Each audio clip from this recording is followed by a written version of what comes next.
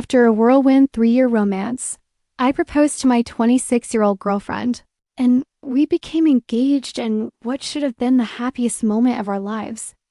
But what followed was nothing like the fairy tale I had imagined. My fiancée, the woman I once adored, started to change in ways I couldn't recognize. She became controlling, dismissive of my opinions, and obsessive about the wedding plans. Every decision, no matter how small, was scrutinized and turned into a battle. My voice, once valued and respected, no longer seemed to matter. She dictated every detail of the wedding, forcing me to follow her vision, completely disregarding my own desires.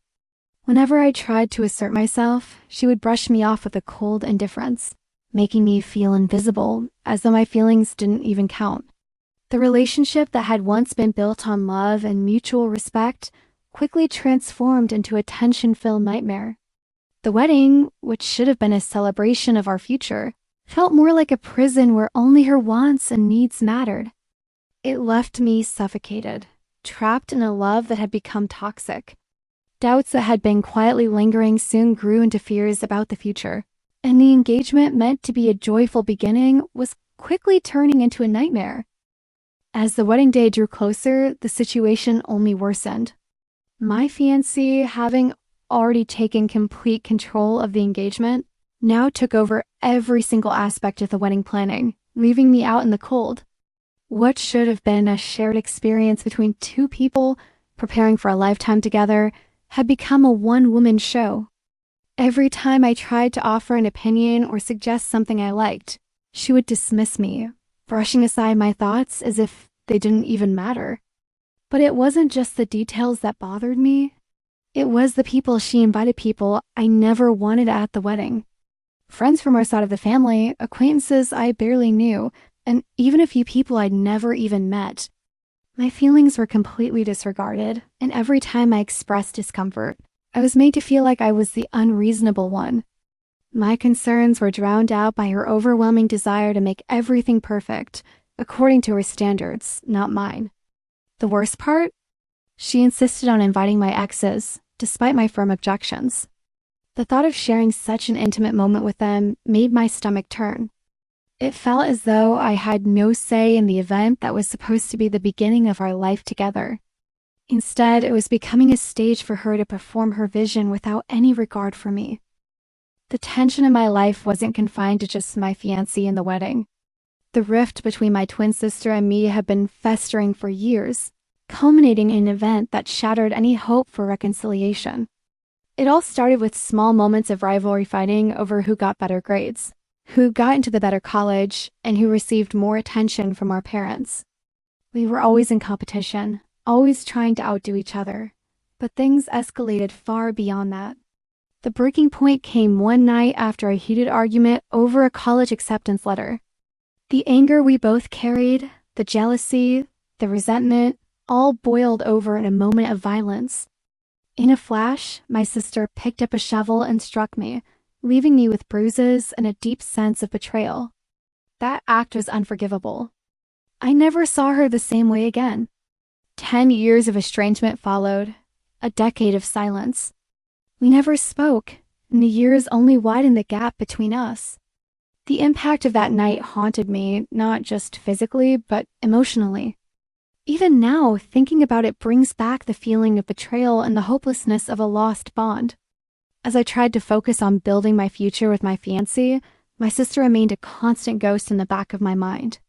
Every time I thought of my family, the image of her holding that shovel would surface, a reminder that some wounds, no matter how much time passes, never fully heal.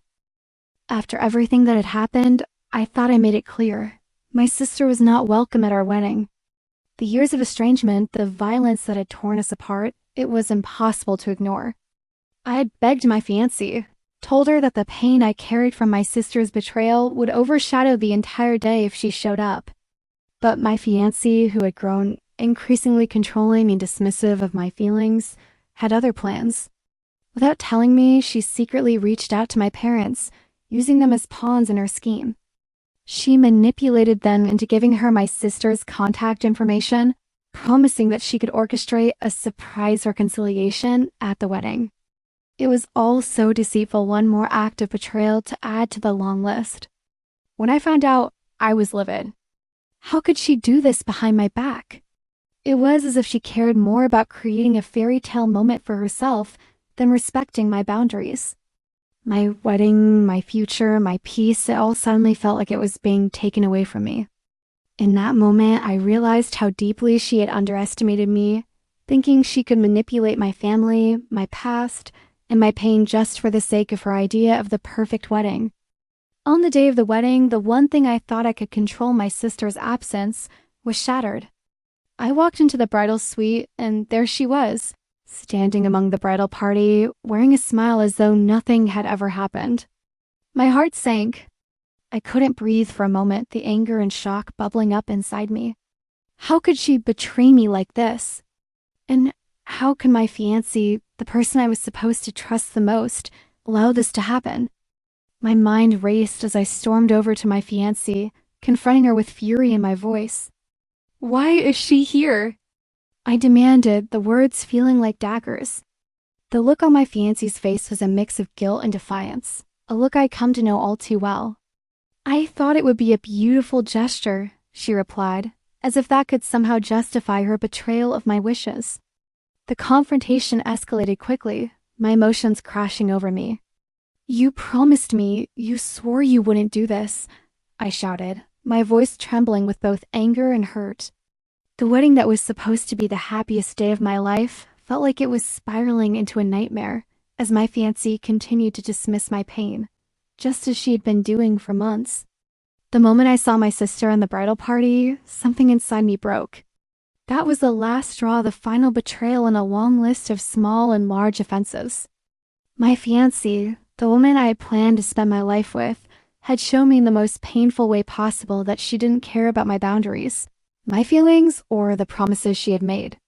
I turned and walked away from the wedding, ignoring the shocked stares of our guests. My feet were numb, my heart heavy with a mix of rage and heartbreak. The lavish ceremony, the wedding dress, the guest list, everything I had imagined for months turned to dust in an instant. I didn't look back. I ignored her calls and messages, refusing to be dragged into any more manipulation. As the hours dragged on, I sat in silence, the weight of my decision heavy but necessary. Finally, I gathered my thoughts and sent her a message that would end it all. "It's over. I can't do this anymore." No dramatic speech, no grand explanation, just the cold, hard truth. I couldn't stay with someone who didn't respect me, who treated my feelings as if they didn't matter. The life I had planned with her was gone. In the days following the disaster of the wedding, my fiancé relentlessly tried to reach me. Her messages were full of apologies, promises of change, and pleas for another chance. But there was always a catch.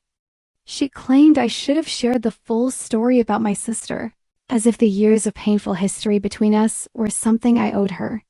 She said, "If you just told me everything, I would have understood." But that wasn't the point. I had set a boundary clear and firm that she should have respected without needing all the gory details. My sister's betrayal wasn't just some family drama. It was a deep wound that I wasn't ready to expose to anyone, least of all her. I wanted someone who would stand by me, who would support my decisions without questioning them or demanding justifications. Yet, there she was, twisting the situation, making it about her own feelings of betrayal and not about respecting mine. I was tired of being in a relationship where my emotions were continuously invalidated. I had made it clear before the wedding that I didn't want my sister there, and she had crossed the line by inviting her. That was all she needed to know. No amount of manipulation or guilt tripping would change that. After the storm of the wedding debacle, I received an unexpected call from my parents. The tension in my chest tightened as I picked up the phone, unsure of what I was about to hear. They apologized, each word heavy with regret, as they admitted their part in everything that had gone wrong between us. My mother, in particular, expressed how sorry she was for not being there for me when I needed her most, and for not standing up to my sister's violent outbursts in the past. They explained that my sister had undergone rehabilitation and was now leading a stable life. She had turned things around and was, in their eyes, no longer the person she had been during those chaotic years. They pleaded for me to consider reconciling, to see how much she had changed. But the truth was, I had no desire to open that door again.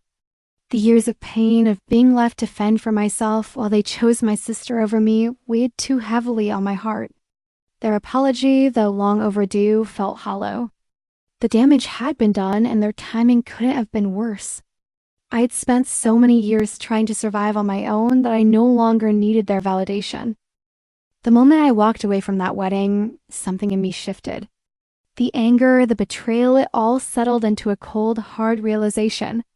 This wasn't just about my fiancé disrespecting my wishes or ignoring my boundaries. It was about how deeply the relationship had eroded. The trust was gone, buried beneath layers of manipulation and lies. I had tried for months to make things work, to understand her need for control, to reconcile our differences. But with each passing day, the manipulation grew more unbearable, the distance between us wider. When she reached out, desperately pleading for another chance, a small part of me felt a flicker of sympathy. I remembered the woman I had once loved, the woman who had been there for me in my weakest moments. But that was no longer who she was. I couldn't deny the truth any longer. Her behavior was toxic, and I had let it go on for far too long. I sent the final message, putting an end to it once and for all. "We're done," I wrote. Her messages and calls flooded in, but I remained firm. There was no going back. I had to put myself first for once. No amount of remorse could undo the damage she caused.